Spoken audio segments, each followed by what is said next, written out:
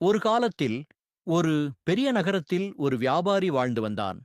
அவனுக்கு 3 மகள்கள். அதில் இளைய மகளின் பெயர் பியூட்டி. அவள் பெயரைப் போலவே மனமும் உள்ளமும் அழகானவள்.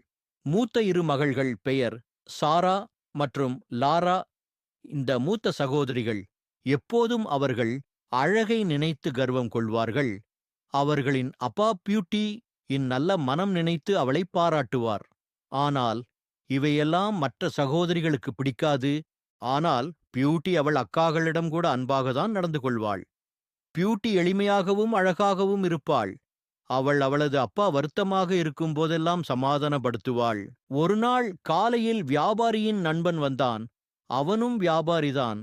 அவன் வியாபாரியிடம், துன்லக், நம்முடைய சரக்கு கப்பல் நடுக்கடலில் துளைந்து விட்டதாம்.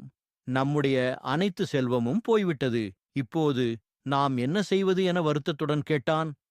அதற்கு அந்த பணக்கார வியாபாரியின் முகம் வாடியது. என்ன செய்வது என்று தெரியாமல் இருவரும் பேசினர். பின் வியாபாரி இந்த செய்தியை அவர் மகள்களிடம் கூறுகிறார். அவருடைய மூத்த மகள்கள் மிகவும் கோபப்பட்டு பேசாமல் இருக்கிறார்கள். இளைய மகள் பியூட்டிதான் வியாபாரியை சமாதானம் செய்தாள். இதேபோல் சில வாரங்கள் கடந்தன. அவர்களிடமிருந்த செல்வங்கள் எல்லாம் தீர்ந்துவிட்டது. அதனால் வேலை ஆள்கள் எல்லாம் வேலையை விட்டு சென்றார்கள். சில நாட்களுக்கு பிறகு அன்று வந்த அதே வியாபாரி வந்து துக்ளக்கிடம் பேசுகிறார். துக்ளக், நம் கப்பல் துறைமுகத்தை அடைந்திருக்கிறது, வாருங்கள் போய் பார்க்கலாம் என்று அழைக்கிறார்.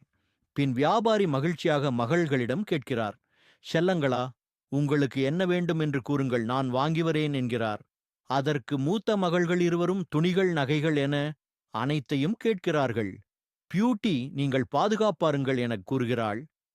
அப்பா வற்புறுத்தி என்ன வேண்டும் என்று கேட்டதால், எனக்கு ஒரு சிவப்பு